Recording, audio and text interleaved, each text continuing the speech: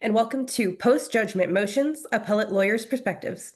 I'm Samantha Seves, and I am one of the membership chairs of the Barrister section of the Beverly Hills Bar Association, and I'm delighted to introduce today's speakers, John Metzidis and Alana Rotter.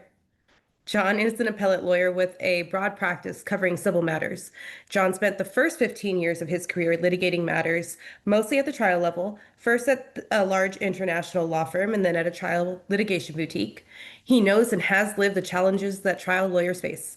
Working now as an appellate lawyer, John is served well by his extensive law and motion experience, his sharp research and writing skills, and his strategic and analytical mind.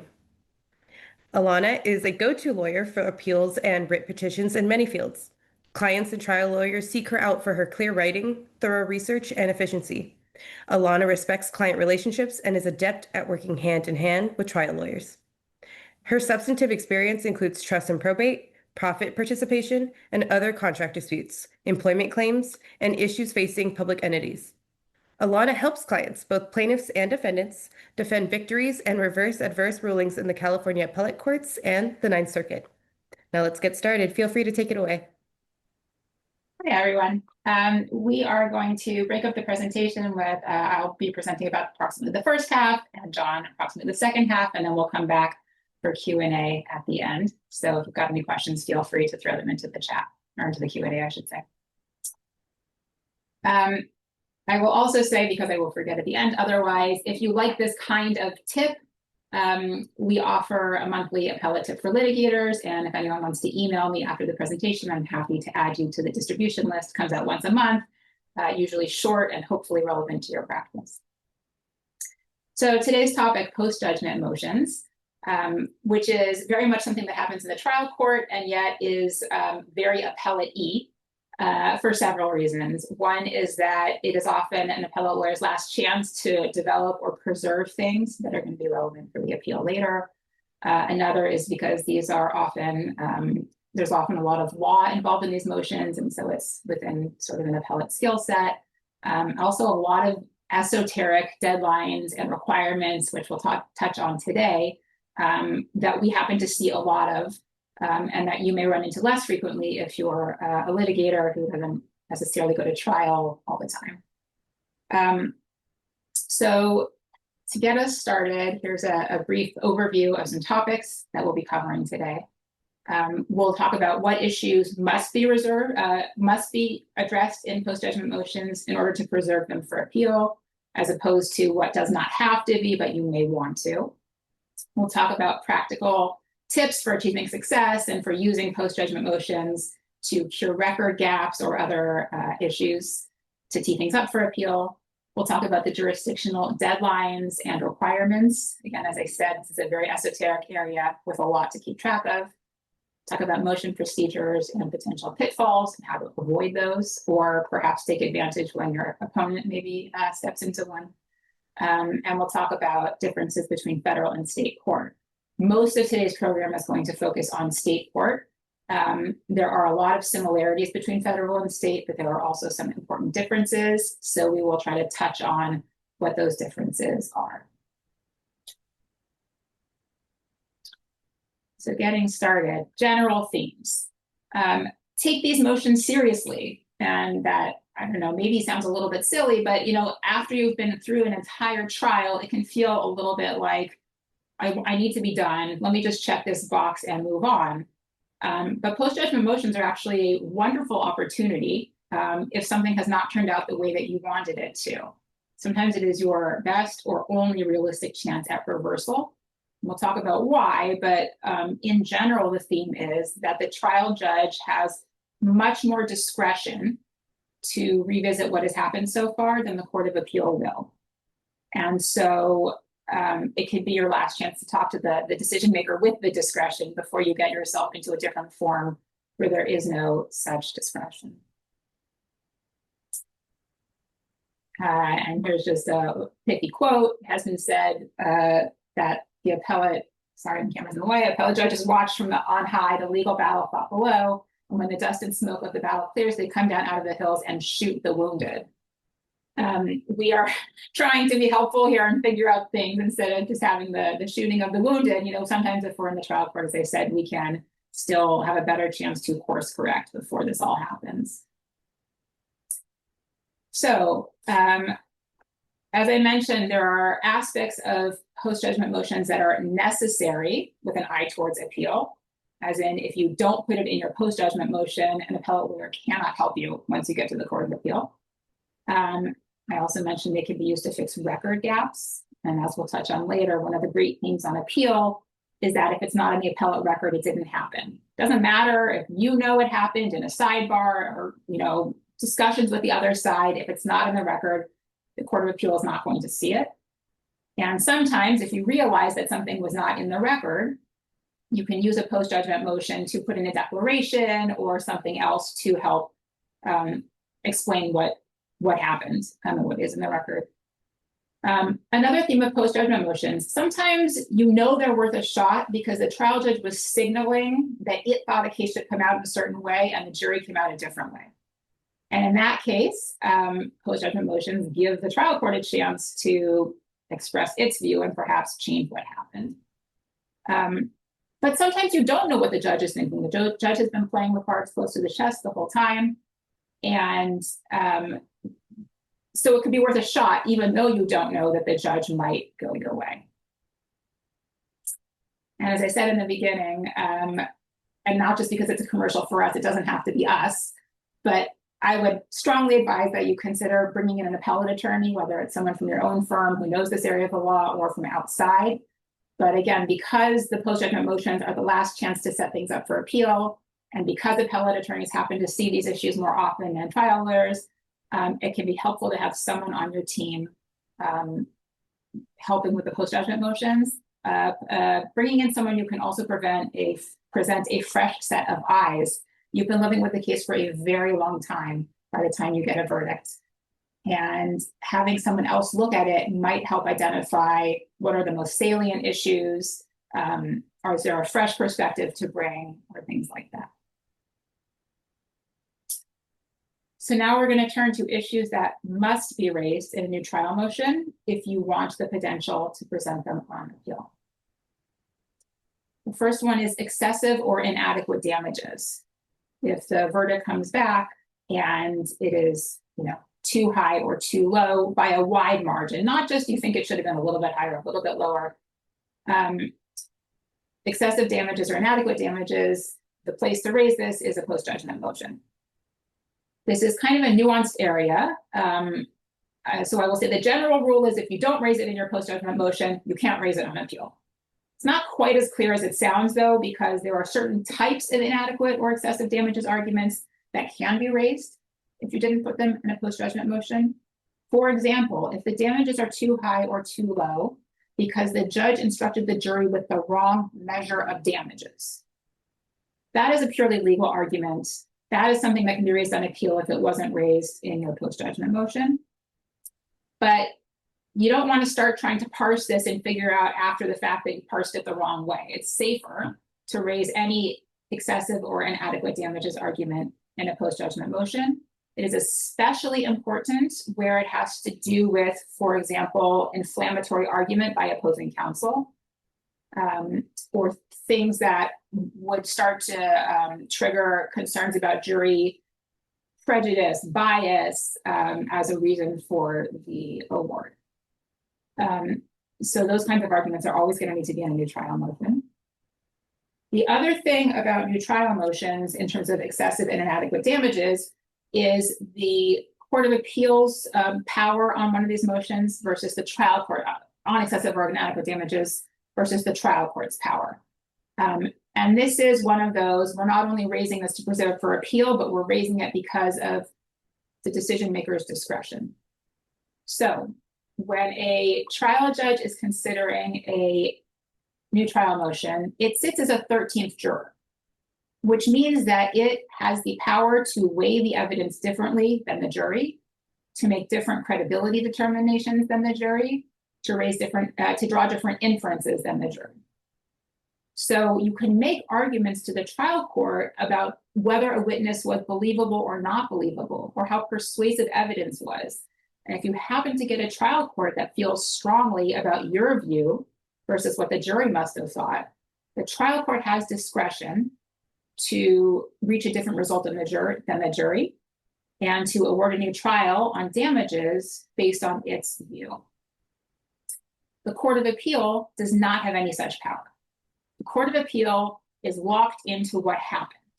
So whatever credibility determinations the jury implicitly made, however it weighed the evidence, the Court of Appeal will only be looking at, was there enough evidence in the record to permit that inference or that credibility determination? And even if the Court of Appeal would have judged credibility differently or weighed the evidence differently, the Court of Appeal cannot grant a new trial on that ground. The Court of Appeal is only going to be looking at, is there enough evidence for what the jury did?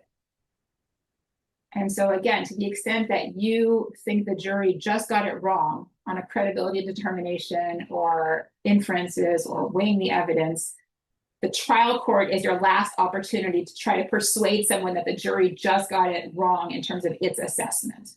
And once you're on appeal, as I said, you are locked in. The Court of Appeal will be very deferential.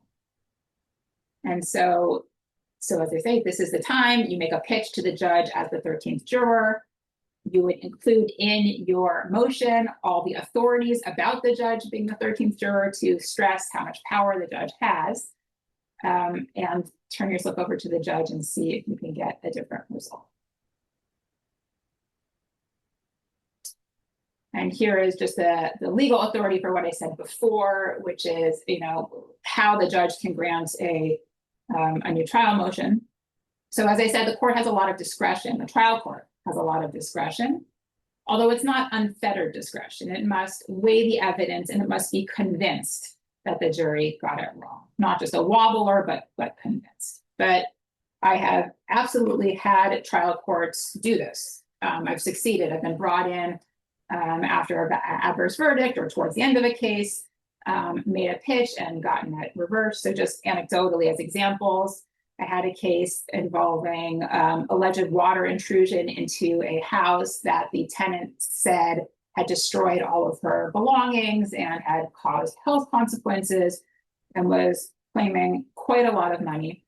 And we had some indications from the court's comments, but not a clear indication that the court thought that the case was worth a lot less than the jury thought it was worth, and that the court was very skeptical of some of the plaintiff's testimony about what belongings had been in the house, and whether her health concerns were in fact related to mold. So we moved for a new trial. The jury had awarded $2 million. The judge found that the maximum the evidence supported was $895,000. The judge cannot unilaterally impose a new damages award. But what the court can do is say, plaintiff, I am going to award a total new trial unless you consent to a reduction of damages to this number. And the plaintiff then can choose whether to accept the reduced damages or to roll the dice on a new trial. And in that case, the plaintiff accepted the reduction. I had an elder abuse and negligence case where the non-economic damages by far exceeded a cap that is imposed by law under MICRA. And the court used the new trial motion to bring the damages down to the maximum supportable amount, or required that or granting a new trial. And in that case, the economic damages also exceeded what was allowable under a line of cases referred to as Howell, which have to do with the billed amounts for medical bills versus the paid amounts. And the court found that required a reduction of the damages. In that case, the plaintiff rejected the conditional reduction and decided they would rather roll the dice on a new trial. That is now on appeal. And had another one where the punitive damages were too high. California requires evidence of financial condition that show that a defendant is able to pay a punitive damages award. There are also, people may know, certain rules of thumb about ratios between compensatories and punitive damages. So in that case, the court found that the punitive damages were double what they sustainably could have been, issued an order to that effect. The case settled. And so this doesn't work in every case, but often enough that it can be worth trying. And I will say in that first case I mentioned with the rental, that was an example of the judge drawing a different credibility inference than, or credibility findings and inferences than the jury did. The other two just had to do with the court's sense of what was supportable, either under the law or under information that had been presented or not presented.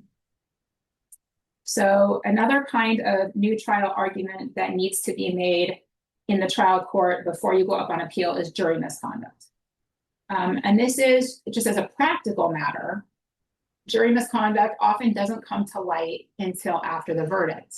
And therefore, there will be no evidence in the record of the misconduct unless you do a new trial motion, putting that evidence in the form of generally juror affidavits.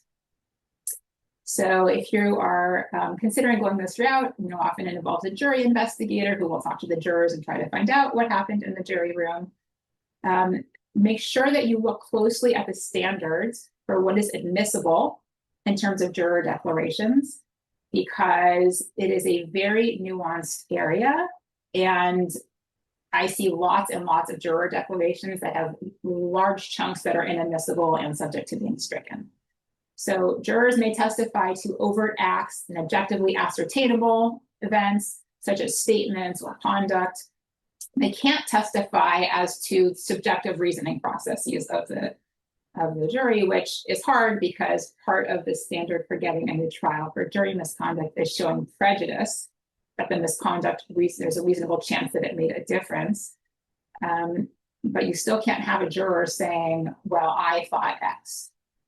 So we describe this as a fly on the wall standard. Could someone outside the jury room, fly or someone else looking in, see what's being described, which is, juror X said that he went on a site visit and he told us about it. Juror Y told us they have a family member who knows this and they told us about it, as opposed to what was going on in people's heads. And again, this is a very nuanced area. There's the statute, there's also case law.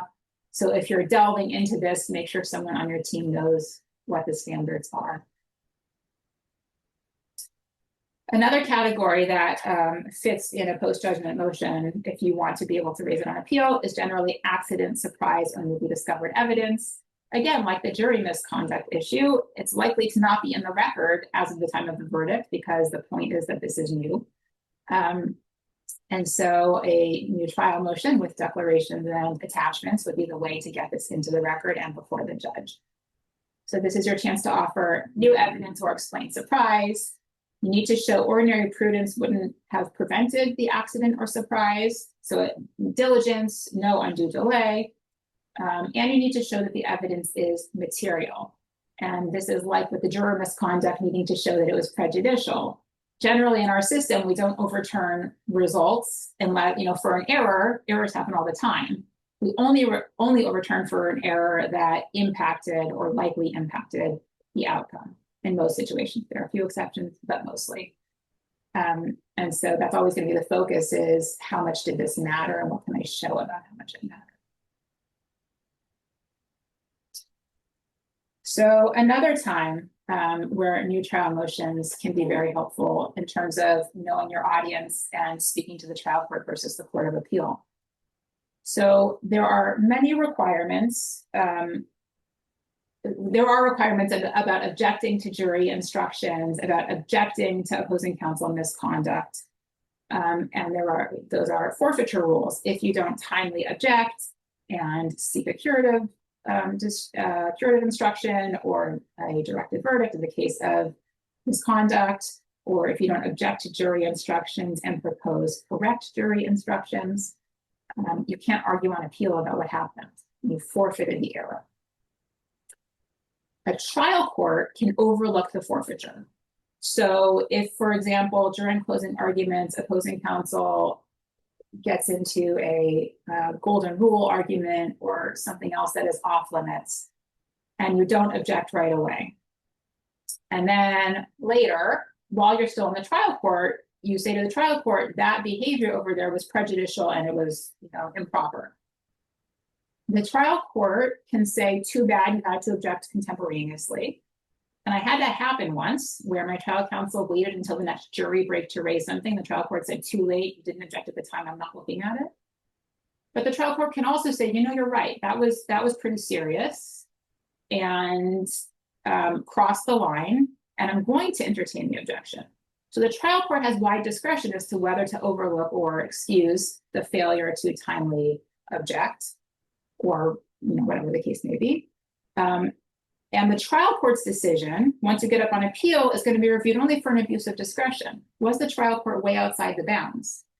But the Court of Appeal does not have the same discretionary role when it's reviewing what happened. It's reviewing with much more constrained standards. And so if there was no objection, and either you don't ask the trial court, you don't make a pitch to the trial court that the court should overlook the forfeiture and decide your argument, or you make the pitch to the trial court and the trial court says, no, you didn't timely object, the Court of Appeal is only going to say, was there an abuse of discretion here? It doesn't have the same broad power to excuse a forfeiture if it wants to. So for this reason, if you fail to timely object, or for example, if you hired an appellate lawyer after the fact within still the period for post-judgment motions, and they catch something, there was no objection, a new trial motion is your chance to try to get the court to consider the substantive issue anyway, despite the lack of an objection. And we've got some cases here that you could look at in terms of what, where this discretion is and sources of it.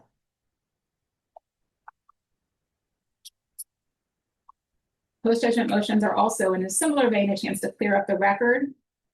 So if videotape depots were played at trial and transcripts were not lodged, just in case people aren't aware of this, the court reporter generally does not report what's being said in a videotape deposition played at trial. So there's just a gap in the record where it says video deposition played.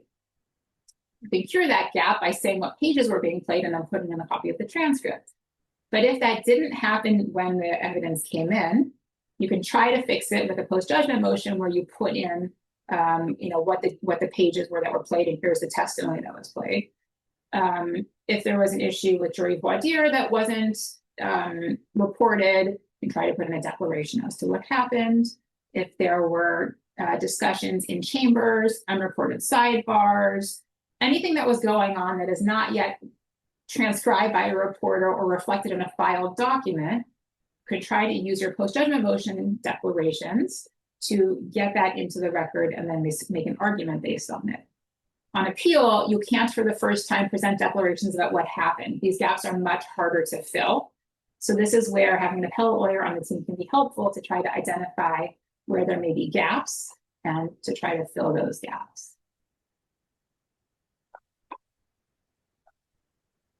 So related to this, just another pithy quote, in practicing appellate law, there are at least 3 immutable rules. First, take great care to prepare a complete record. If it's not in the record, it didn't happen. When in doubt, refer back to rules 1 and 2. So this again is the record cleaning up function of a post-judgment motion.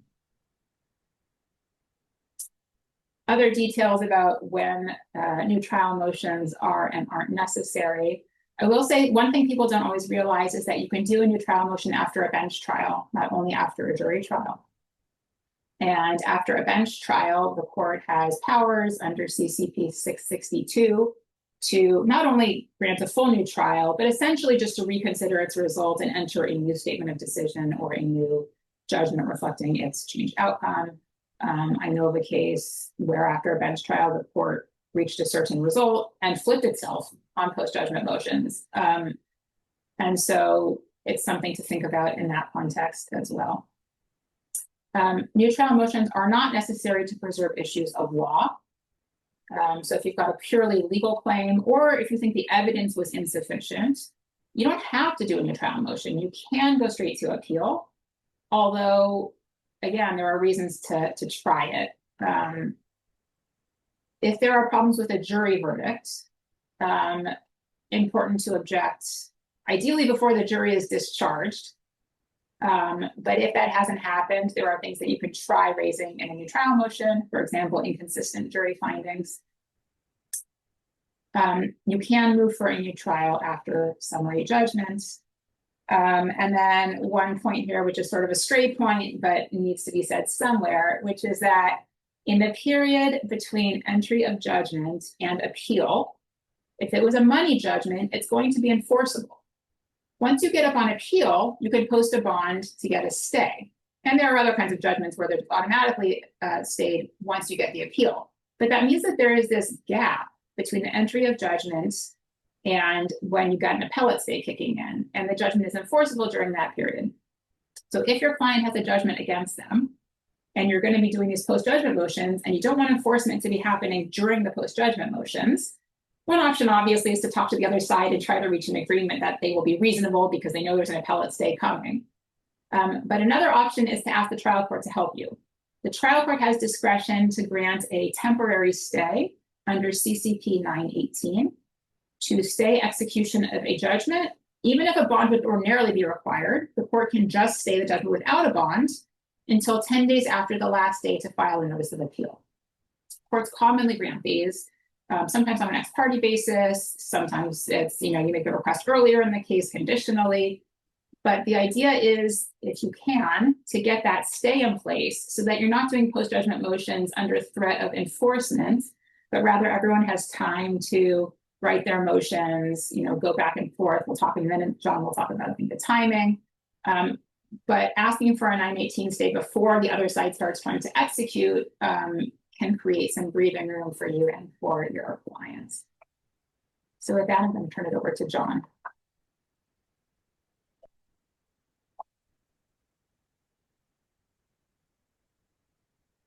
All right, thank you, Alana. Appreciate it. So I'm going to talk about the procedural nuts and bolts of filing new trial motions, of course, in state court. It's really important because these procedures, the new trial practice is strictly statutory. It's governed by statutes, and the statutes are rather detailed. And the new trial motion looks very different from ordinary motion. So to start out this discussion, I've prepared this chart that compares a lot of procedural aspects about filing a new trial motion versus an ordinary motion to kind of show how they're different. So let's start with the first thing here, the deadline to file a motion. Generally for ordinary motions, there is no deadline, or maybe there's something prescribed by statute in a particular kind of motion. New trial motion is different. There is a very clear deadline mandated by statute. It's a jurisdictional deadline, and it's triggered by an event. I'm going to talk about that in detail in the next couple of slides, but you should just know this now. There's a deadline to file your motion. The second thing is the hearing. How is the hearing reserved? Well, ordinarily, you get reservation through the court reservation system before you file your motion. You put that in the notice of motion, and you say, I'm going to be heard on such and such date. New trial motions are different. You file the motion without reserving a hearing beforehand, and the clerk or the court is supposed to set the hearing on its own motion. You might need to remind the court or clerk to do that, but that's how it works. This ties into the next procedural aspect, is the notice document. With an ordinary motion, you file a notice of motion and a motion, and then you attach the memorandum of points and authorities. With new trial motions, it's different. You file what's called a notice of intention to move for a new trial. That is a jurisdictional document. It's again governed by the statute, CCP 659. And that notice of intention has to have important things in it. It has to designate the grounds. And that is a term of art, designating the grounds. And I'm going to talk about what those grounds are later. The next procedural aspect is, when does the brief get filed? Well, normally with an ordinary motion, you would file a notice of motion and a brief all in one filing. In new trial motions, it's different. You file the notice of intention to move for new trial first, and then the supporting brief and declarations are due 10 days later. That's governed by a statute called CCP 659A, and that's not subdivision A, that's a distinct statute itself, 659A. You'll see it in the statute books. So that's a different practice. Same thing with oppositions and replies. With ordinary motions, they're usually triggered or tied to the hearing date on the motion, 9 court days and 5 court days before. With new trial motions, they're triggered by the filing of the opening brief and then the filing of the opposition brief. They are due 10 days after and 5 days after those respective briefs. The next procedural aspect is a deadline for decision. Usually with ordinary motions, there is no deadline for the court to rule. In new trial motions, there is, and it's a big jurisdictional deadline. I'm going to talk about that next. Another thing is the requirements for the court's order. Summary judgments, there may be some requirements that have to be in the court's order. But generally, for ordinary motions, there are no specific requirements. For new trial motions, there are requirements. In the order, the court is required to, quote, state the ground or the grounds for the motion. And again, that word grounds has specific meaning in the statute. And in addition to that, the court is required to provide a written specification of reasons for those grounds. That can come later, but we'll talk about that later. And then lastly is the proposed order. Normally the moving party or the prevailing party will prepare a proposed order for the court on an ordinary motion. With new trial motions, there's actually a statutory provision that says the court must prepare the order itself. The counsel cannot prepare the order. So keep that in mind. So I want to talk first about the slide here to the next one. The big deadlines, the jurisdictional deadlines. So the first is the filing of the notice of intention to move for a new trial. That is a document that is triggered by service of notice of entry of judgment. Once judgment gets entered, then there's service of notice of entry of judgment or service of a file stamped copy of the judgment, which is equivalent to service of notice of entry. That can be served by either the clerk or by a party. But once it is served, that triggers the 15-day jurisdictional deadline to file notice of intention to move for a new trial. If neither the clerk nor the parties serve notice of entry of judgment, then there's an outer limit of 180 days, but usually someone's going to serve notice of entry of judgment. Very important, the ordinary extensions that you get for method of service, 2 court days for service by electronic or 5 calendar days for service by mail, those extensions do not apply. The statute says this expressly. So once notice of entry of judgment gets served, you've got 15 days to file your notice of intention to move for a new trial. The other big jurisdictional deadline is the time for the trial court to issue its order on the motion. The general rule is 75 days. 75 days from what? Well, if notice of entry of judgment is served by either a clerk or party, that's the trigger for the 75-day limit. If neither the parties nor the clerk serves notice of entry of judgment, then the 75 days is triggered by the filing of the first notice of intention to move for a new trial. The statutes say that the court is without power to rule on the motion after that 75-day period has elapsed. And if it elapses without an order, then it's treated as a denial of the motion. So make sure that your court knows that there is a jurisdictional deadline to rule on the motion. I usually include a warning in the notice of intention on the caption page, jurisdictional deadline going to expire on date, and state the date. Don't just say 75 days later. Calculate it for the court so that there's no ambiguity about when the power of the court to rule on the motion expires. And there's a point here too that you might be filing a motion for a new trial with a motion for judgment, notwithstanding the verdict for J&OV. Even if the court is going to grant you J&OV, let's say you're a moving defendant, you should also ask the court for a ruling on the motion for a new trial. Because if your J&OV grant gets reversed on appeal, you can still save some of what you achieved by falling back on the grant of the motion for a new trial. So keep that in mind. What's not jurisdictional is the declaration, the briefs and the declarations or affidavits in support of an opposition to motion. Those, again, the supporting declaration by the moving party and the supporting brief by the moving party, those are due 10 days after filing the notice of intention. So you obviously want to file them on time, but there's this California Supreme Court case, Cabron versus Charlotte Memorial Hospital, that explains that those inside deadlines within the 2 outer jurisdictional periods, those inside deadlines are not jurisdictional. You still want to be sure to file them on time. And importantly, you can negotiate and stipulate to extend the time to file the supporting brief or the opposition brief or the reply up to 10 days per brief. Or you can seek an ex parte order from the court giving you that extension. So those deadlines can be changed, but those are not jurisdictional deadlines.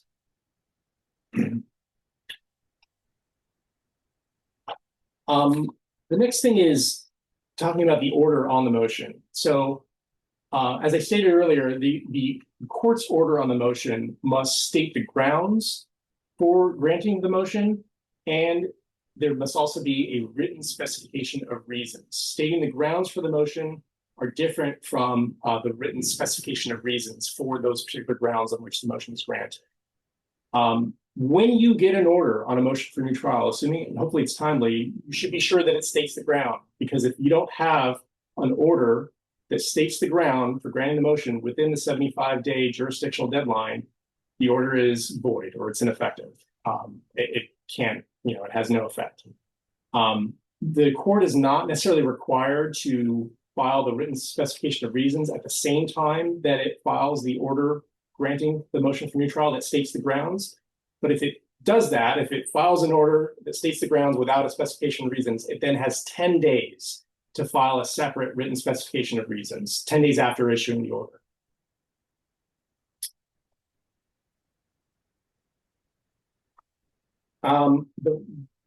This is especially important if you are seeking a new trial and are granted a new trial on two particular grounds. The grounds of insufficiency of the evidence to support the verdict, or the grounds of excessive or inadequate damages.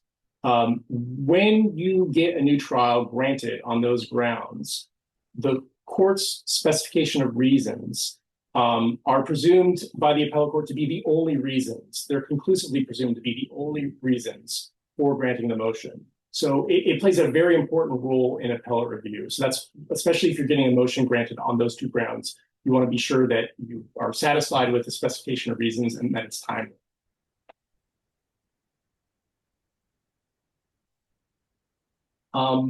Their slide is to be wary of a procedural trap. The statute governing the notice of intention to move for a new trial, CCP 659, provides you the option of filing a notice of intention, quote, after the decision is rendered and before the entry of judgment. You can do that, but you want to be, if you want to do that, you want to be sure it happens after the decision is indeed rendered. If you do it before a decision is rendered, then it is premature and then it is in fact void and of no effect, meaning it's jurisdictionally defective. Generally, in my experience, though, moving parties that need to move for a new trial, they're not in any rush to file the notice of intention. They want to avail themselves of as much time as possible. And it kind of puts you in an interesting bind because on the one hand, you want as much time as possible because you have to draft these briefs and gather evidence. And sometimes you may not even have the evidence yet if you're like raising a jury misconduct issue. So you want as much time as possible to draft the briefs and gather the evidence. On the other hand, you don't want to blow the 15-day jurisdictional deadline. I really highly recommend that you not file a notice of intention on the 15th day, that you probably should do it the day before the 15th day. But otherwise, try to give yourself as much time as possible. This case, Mamroni versus Jakobsen from 2015, is a really good illustration of just how profoundly these jurisdictional quirks can screw up a motion for a new trial. So what happened here, this was a personal injury case. The plaintiff got a verdict. The plaintiff was actually unsatisfied with the amount of damages awarded. The clerk never served notice of entry of judgment. The moving party, the plaintiff, then files a notice of intention. And the opposing party, in their opposition, they say, hey, you know what? This notice of intention is untimely. And the reason why it's untimely is because even though the clerk never served notice of entry of judgment, I found some other motion that the moving party filed, and that motion attached a file stamped copy of the judgment. So the clerk never served notice of entry, but a party served notice of entry. That service that attached this file stamped copy of the judgment, that triggered the 15-day deadline, and you, moving party, filed outside the 15-day deadline. So trial judge, you have no jurisdiction to grant this motion. The trial judge shakes his head and says, you know what? I think you're right. I think I have no jurisdiction to grant this motion. If I had jurisdiction, I would have actually. And so what I'm going to do is I'm going to enter a conditional order granting a new trial, stating that it is granted if the appellate court later concludes that I have jurisdiction. Now, step back. The Code of Civil Procedure does, in fact, refer to a conditional order granting a new trial, but not this kind of conditional order. It has to do with remediator and additor. When the trial judge, as Alana was discussing, is convinced in his or her role as 13th juror that the damages are inadequate or excessive. That is the only kind of conditional new trial order, quote unquote, that the Code of Civil Procedure contemplates. And in fact, what the Court of Appeal held in Maroney is that, number one, the trial court did in fact have jurisdiction. The trial court was wrong in its conclusion that the service by the moving party of a file stamped copy of the judgment triggered the deadline, because it has to be service on the opposing party, not you can't serve yourself. That was, of course, the conclusion there. But number two, and this was the really big issue, the Court of Appeal concluded that this conditional order that the trial judge purported to grant was an absolute nullity, because it did not result in a valid order within the jurisdictional period, and there was no statutory authority for the trial court to grant this kind of conditional order.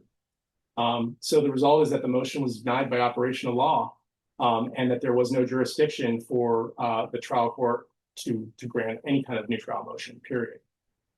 So this is kind of a sad result for the party that moved for a new trial, because it wanted a new trial. The trial court agreed that it should have a new trial and just had a question about jurisdiction. And as a result, it could have just said, the trial court could have just said, you know what? I think I probably don't have jurisdiction, but I'm going to grant the new trial motion and let the Court of Appeal figure it out. But it instead did this compromise that resulted in a jurisdictionally defective order that couldn't give the moving party the relief that it wanted and probably should have got. Okay, so I talked earlier about the notice of intention. This is a document that's jurisdictionally prescribed by Code of Civil Procedure 659. And what you're required to do is designate the grounds.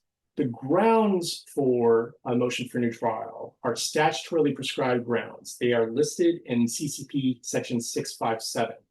There are 7 of them. Let's see if I can get them to display. Perfect. I'm not going to reread them all here, but these are essentially summaries of the grounds. Because the new trial procedure is so governed by statute, the motion for a new trial can be granted only on statutory grounds. You can't make up your own grounds that are outside of any of these 7 listed in 657. And number 2 is that the motion can only be granted on grounds that you list in your notice of intention. In other words, if you do not list any of these 7 statutory grounds in your notice of intention, the trial court has no power, no jurisdiction to grant a motion for a new trial on that ground. For that reason, we recommend that you list all 7 statutory grounds in your notice of intention. This kind of goes back to my explanation of why motions for a new trial are different from ordinary motions. You know, with a notice of motion for an ordinary motion, you kind of give a preview, a summary of the bases for the motion, but you've got the memorandum of points and authorities attached to it. With new trial motions, is different. You should see this notice of intention document as a jurisdictional document, kind of akin to a notice of appeal. And what you need to do in this document is designate the statutory grounds that give jurisdiction to the trial court to grant the motion on that ground. Even if these are grounds that you don't think you're going to actually argue in your subsequently filed brief that you're going to file 10 days later. The safest route is to list all 7 statutory grounds. So we have cases discussing this. Number 1, it gives the trial court jurisdiction to grant a new trial on an alternative ground that you didn't brief or that you never argued. You don't know what the trial judge is thinking. Maybe the trial judge sees a different problem that you saw. By listing all grounds, you give the trial judge jurisdiction to grant the motion on that ground. Number 2 is that it gives the appellate court jurisdiction to affirm the grant of a new trial on nearly any other ground other than those 2 special grounds, sufficiency of the evidence and excessive or inadequate damages. Number 3 is that you give yourself a chance to argue later other grounds if evidence develops later. Think about jury misconduct issues. It may take time for your jury investigator to speak to a juror. It may take time before a juror is willing to come forward or sign a declaration. And maybe you might not have that declaration or that evidence by the time that you file your notice of intention, but you do have it by the 10-day, or if you've extended it by 20 days, your deadline to file the supporting brief in support of your motion. So that's another good reason. Another reason is that, these grounds, they might overlap with one another. These are special words listed in a statute, but they're not exactly clear. Is it an error of law? Is it an irregularity in the proceedings? It's not always clear. I had a case recently where we had a hearty debate about whether what happened was accident or surprise or new evidence. We listed both grounds and we argued both grounds, and that's helpful. And lastly is that failing to include an omitted ground cannot be cured later outside the 15-day jurisdictional deadline. So all of these reasons counsel in favor of listing all grounds. There are 4 grounds, these 4 here, the first 4, for which declarations, the statute refers to affidavits, but affidavits, declarations are, substitutable for affidavits, that they must be, if you're moving on these grounds, they must be supported by declarations. So keep those in mind, and I believe you're required to state this fact in the notice of intention as well. The statute says that. Okay. I'm going to talk now about the other 2 related siblings to motions for new trial, and that's motions for judgment notwithstanding the verdict, J&OV, and motions to set aside and vacate the judgment. These are when you're seeking relief as a matter of law, and motion to set aside and vacate the judgment, or a 663 motion, that's sort of the J&OV equivalent for a court-tried case. You can use these for partial J&OV or partial vacator if you're basically making sort of a legal challenge to certain categories of damages, like unsupported or unconstitutional amounts of punitive or medical damages. And again, as Alana was discussing, because these are legal issues, it's not a prerequisite to raising these issues later on appeal, but it helps the appellate argument later that a reversal with directions is required. These statutes have been amended to follow the same kind of jurisdictional and timing deadlines as a motion for new trial. So that's sort of why I wanted to talk about the motion for new trial first. And there's also a procedure that, or a requirement that if you are filing a motion for J&OV and you are concurrently filing a motion for new trial, then those 2 have to be heard together. And so they both have to be heard within the same 75-day jurisdictional deadline. Just a quick contrast now with the practice in federal court. Just to be clear, everything I've been talking about has been in California state court. These are California state statutes that govern this procedure. Federal procedure is different. The deadline is governed by the federal rules, and it's a 28-day deadline that is triggered by entry of judgment, not notice of entry of judgment. Punitive damages issues, a state court cannot restrict review of punitive damages. It's constitutionally required by constitutional federal due process mandates. If you find yourself with a state law claim in federal court that presents an eerie issue, and federal state standards for trial court's review of an excessive damages argument are going to apply rather than a federal standard. And lastly, one of the big differences between a federal district judge's power and a California state judge's power, trial judge's power, is that there's no additor in federal court, only remitter. And if the federal district judge believes the damages are inadequate, their only power is to order a new trial. They can't order additor.